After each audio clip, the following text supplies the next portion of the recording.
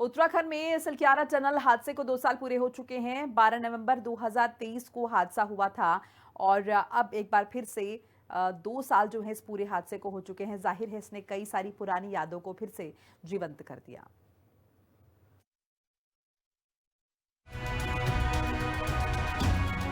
जैसे आप लोग बाहर आएंगे, अस्पताल की व्यवस्था है उसमें। कब आवाज आ रही है? उत्तराखंड में हुए सिलक्यारा टनल हादसे को 2 साल पूरे हो चुके हैं। चार धाम सड़क परियोजना में यमुनोत्री हाईवे पर निर्माणाधीन 4.5 किलोमीटर लंबी सिलक्यारा सुरंग में 12 नवंबर 2023 को सुबह 4-5 बजे के समय उस समय भूस्खलन हादसा हुआ था, जब श्रमिक रात की शिफ्ट खत्म कर दिवाली के दिन बाहर आने वाले थे। भूस्खलन के कारण सुरंग का मुंह बंद होने से 41 श्रमिक अंदर फंस गए थे। इसके बाद शासन प्रशासन ने आनन फानन में मोर्चा संभाला और रेस्क्यू ऑपरेशन शुरू किया। ये देश के सबसे बड़े रेस्क्यू ऑपरेशन में से एक था। अभियान में केंद्र सरकार और राज्य सरकार की टीमों के साथ ही वायुसेना, सेना, विभिन्न तकनीकी एजेंसियां और विदेशों के विशेषज्ञ शामिल हुए।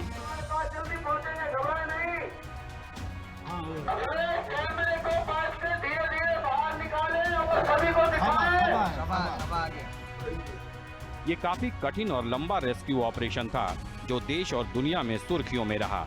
17 दिनों तक चले अभियान के बाद सभी 41 मजदूरों को सुरक्षित बाहर निकालने में सफलता मिली थी। 12 नवंबर 2023 को उत्तरकाशी में हुआ सिलक्यारा टनल हादसा। भारी मात्रा में मलबा गिरने से टनल का मुहाना हुआ था बंद। निर्माणाधीन 4.5 किलोमीटर लंबी टनल में 41 मजदूर अंदर फंस गए थे।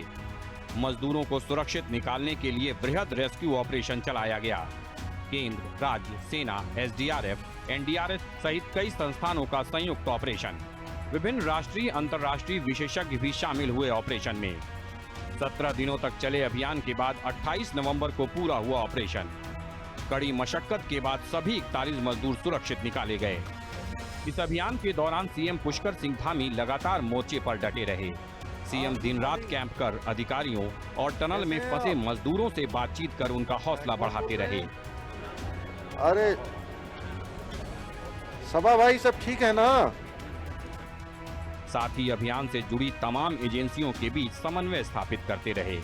अभियान के दौरान 24 नवंबर को ऑगर मशीन ठप होने के बाद निराशा के बादल छा गए थे। ऐसी विषम परिस्थिति में मुख्यमंत्री ने टनल के पास बाबा बौखनाग का मंदिर स्थापित कराकर उनकी पूजा की। भगवान का आशीर्वाद देकर मुख्यमंत्री ने नए सिरे से सभी को रेस्क्यू में जुटने के लिए प्रेरित किया।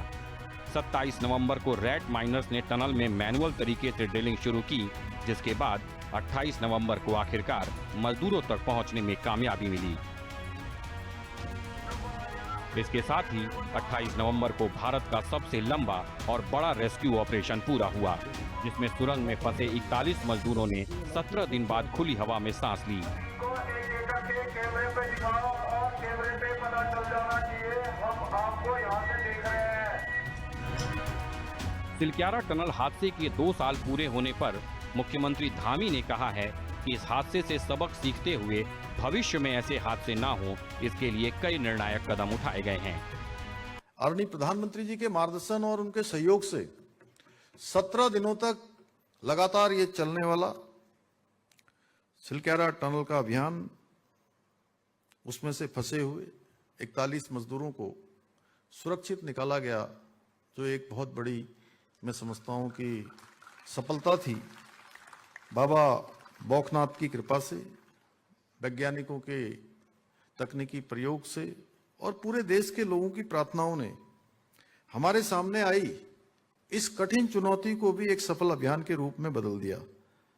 और इस अभियान के बाद हमने आपदा प्रबंधन के क्षेत्र में केवल राहत और बचाव कार्य तक ही हमने उसको सीमित नहीं रखा, बल्कि आपदा पूर्व तैयारी, वैज्ञानिक तकनीकों, जोखिम के सटीक आकलन, एआई आधारित चेतावनियां, प्रणालियों और संस्थागत समन्वय को विकसित करने की दिशा में भी अनेक हमने निर्णायक कदम उठाए हैं। सिलक्यारा टनल हादसे में कुदरत ने इंसान के सामने बड़ी चुनौती पेश की। इस चुनौती से पार पाने के लिए चले अभियान में हर दिन सफलता पास नजर आती, फिर दूर हो जाती। 17 दिन चले इस अभियान में इंसानी जीवटता की मिसाल भी देखने को मिली। इस रेस्क्यू ऑपरेशन में विज्ञान के साथ ही आस्था भी अहम रही। सुरंग के दाईं तरफ बाबा बौखनाग मंदिर की स्थापना की गई, जिसमें दुनिया के प्रसिद्ध टनल एक्सपर्ट अर्नोल्ड डिक्स भी पूजा अर्चना कर सर झुकाते नजर आए, जिससे देश विदेश के इंजीनियर भी ये मानने को मजबूर हो गए कि उन्हें आस्था से सहारा मिला।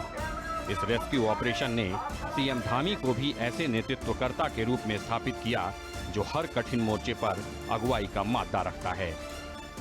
ब्यूरो रिपोर्ट, हिंदी खबर।